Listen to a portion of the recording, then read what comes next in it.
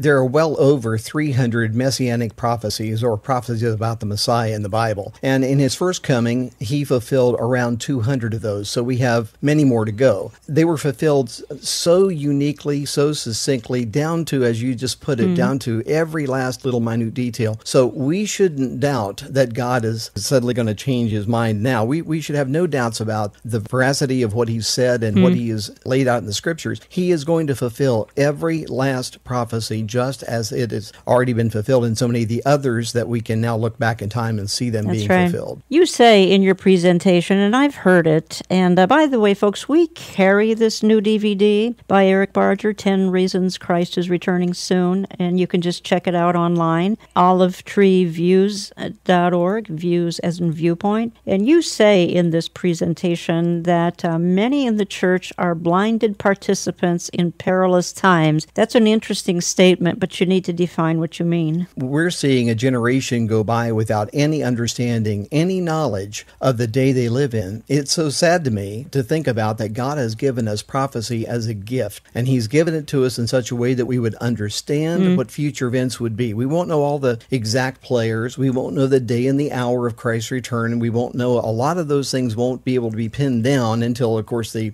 occur. But we will know the times we live in. And Paul talks very clearly about the perilous times of the end days, when people be lovers of themselves rather than lovers of God, that famous passage in 2 Timothy chapter 3, verses 1 through 5. We know from the way that is worded, he's not talking necessarily about the world. He's warning what the condition of the church will be like in the end of the end times. Tragically, many of the people inside our churches, I'm talking born-again people, not those who are just tag-alongs in some liberal setting, but those who are born again, many of them, they don't even understand what's going on. They're being blinded participants in these perilous times. That's what I mean by that. Sometimes it's not all their fault if, in fact, the church is being silent, which it is. Church is very, very silent. The pulpits are very, very silent. The pastors aren't teaching this. No, that's true. Pastor friend of mine and I were having a discussion about his church, and I asked what kind of fellowship he had with other pastors in the area, and he just shook his head and said none. And I said, you're kind of looked down on because you believe the Bible's true. Is that correct? He affirmed that.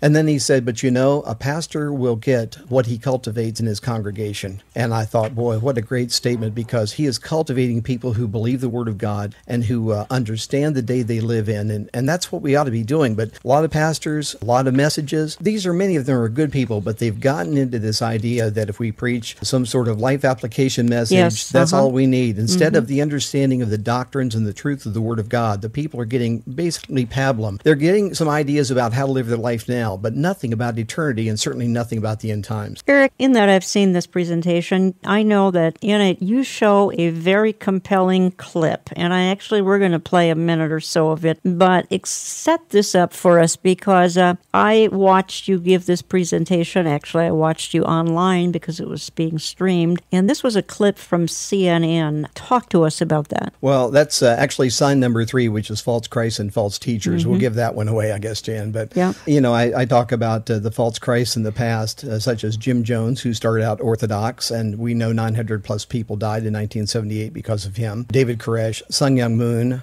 Now we've got one living. This is Jose Miranda. Yes. And CNN, this is a powerful clip, and we'll play the whole thing at the conference. And here's just a little snippet of this clip that where Jose Miranda claims that he will do works greater than Jesus. And by the way, this guy, he claims to be both God and the Antichrist. He says there is no devil, no hell, no sin. He says prayer is a wasted time. The 10 Commandments are irrelevant. And he believes that all other religions should be eradicated. And he's got millions of followers who are now tattooing upon themselves, as he has, the numbers 666. So let's hear a part of this clip. Joanne de Jesus is one of several dozen members of a religious sect called Creciendo en Gracia, or Growing in Grace. They were tattooed on their arms, ankles, even their necks with 666, the biblical sign of the Antichrist. Why? Because their spiritual leader says he is the Antichrist, not the embodiment of evil, but rather the second coming. 666, Antichrist means do not put your eyes on Jesus Christ of Nazareth. Put it in Jesus after the cross. And that's you. That's me. Andy says the word Antichrist is a bad translation of a word that actually means the new Christ, the second coming. Puerto Rican-born Jose Luis de Jesus Miranda founded the sect 20 years ago in a warehouse outside Miami. You receive it, you accept it, you confess it, and it's done unto you. The charismatic 61-year-old de Jesus claims millions of followers, most in Latin America. His sect does have hundreds of churches, cable TV stations, and says it brought in $1.4 million